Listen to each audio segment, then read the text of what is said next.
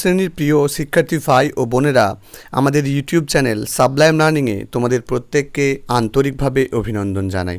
আমরা তোমাদের জন্য ইম্পর্টেন্ট কোশ্চেন এবং আনসারের সিরিজ শুরু করেছিলাম। আমরা সি ফিভার, জন মেসফিল্ডের লেখা সি ফিভার এই কবিতা থেকে তোমাদের জন্য গুরুত্বপূর্ণ 15টা প্রশ্ন আলোচনা করেছিলাম। আজকে আমাদের দ্বিতীয় পার্ট, অর্থাৎ আমরা আজকের এই ভিডিওতে আরও গুরুত্বপূর্ণ 10টা প্রশ্ন আলোচনা করব এবং এই প্রশ্নগুলো মোটামুটি করলে তোমরা কিন্তু সমস্ত ধরনের জটিলতর প্রশ্নের উত্তরগুলো করতে পারবে।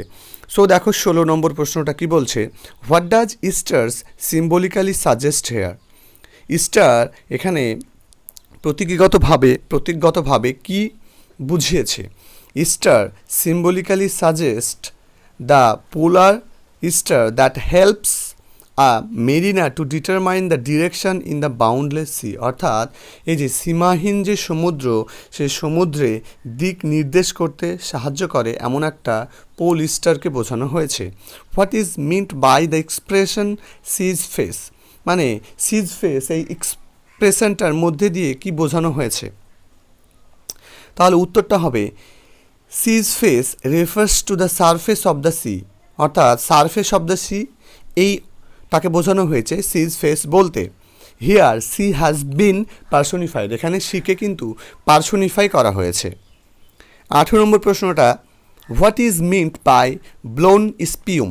ব্লোন স্পিউম বলতে কি বোঝানো হয়েছে?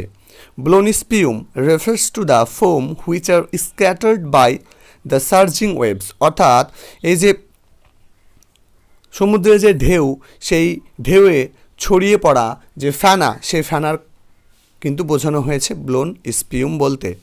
What is meant by tall ships. Tall ship বলতে কি বোঝানো হয়েছে? Tall ships suggest a sturdy ship that would be strong enough to withstand the inclemencies. তো এই যে টল শিপ বলতে আসলে শক্ত যে শিপ অর্থাৎ জাহাজ, সেটাকে বোঝানো হয়েছে, যেটা কিনা কি করে বিভিন্ন রকমের যে প্রতিকূলতা, মানে প্রাকৃতিক যে দুর্যোগ, সেই দুর্যোগ মোকাবেলা করতে সাহায্য করে। 20 নম্বর প্রশ্নটা দেখো, why do the strong clouds look flying, মানে স্ট্রং যে ক্লাউডস অর্থাৎ শক্তিশালী যে মেঘ, সেগুলোকে কেন দেখতে উড়ন্ত মনে হচ্ছিল?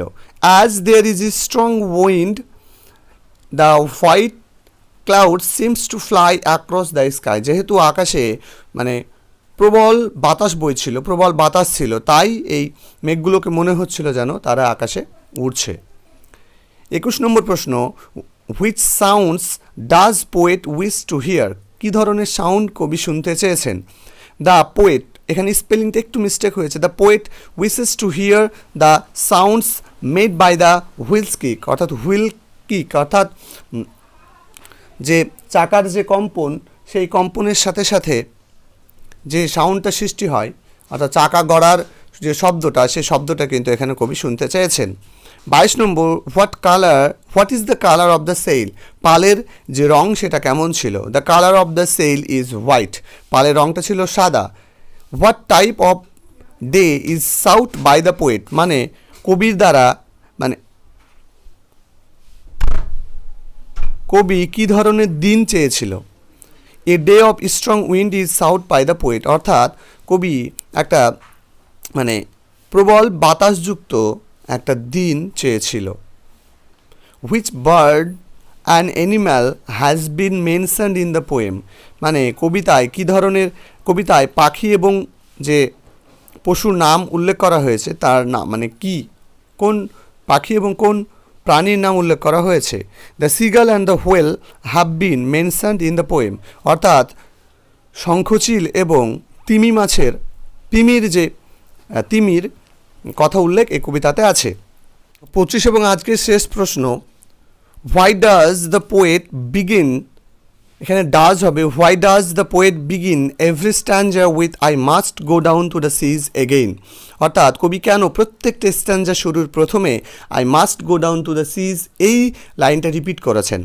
The poet repeats I must go down to the seas again, কবি I must go down to the seas again এই যে লাইনটা বারবার রিপিট করেছেন in the beginning of every স্ট্যান্ডা, every বানানটা একটু গন্ডগোল হয়েছে, আমি খুব তাড়াতাড়ি করার জন্য এটা গন্ডগোল হয়ে গেছে। In the beginning of every stanza মানে প্রত্যেকটা স্ট্যান্ডাতে, in order to emphasize his strong yearning for the sea voice, অর্থাৎ তার যে মানে প্রবল ইচ্ছা, সমুদ্র যাত্রার প্রতি তার যে প্রবল ইচ্ছা সেটাকে জোর দিয়ে বলার জন্যই প্রত্যেকটা মানে স্ট্যান্ডা শুরু করার প্রথমেই কবি I must go down to the seas again এই যে লাইনটা সেটা রিপিট করেছেন।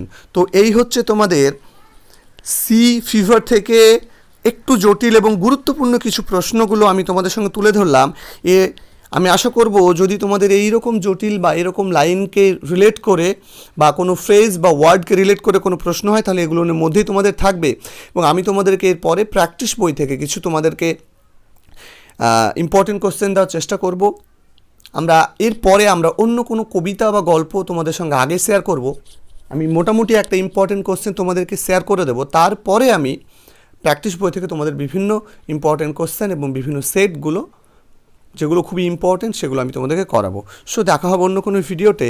Till then take care, stay safe, stay happy. যদি ভিডিওটা ভালো লাগে ভিডিওটাকে লাইক করবে, চ্যানেলে নতুন হলে চ্যানেলটাকে সাবস্ক্রাইব করবে। আমাদের সঙ্গে মাধ্যমিকের প্রস্তুতি নিতে আমরা মাধ্যমিকের জন্য একদম প্রত্যেক দিন রুটিন করে তোমাদের জন্য আমরা প্রস্তুতি পর্ব শুরু করব। খুব রিসেন্টলি তোমাদের এক্সামের আগে আমরা শুরু করে দেব। সো দেখা হবে অন্য কোনো ভিডিওতে। Till then take care.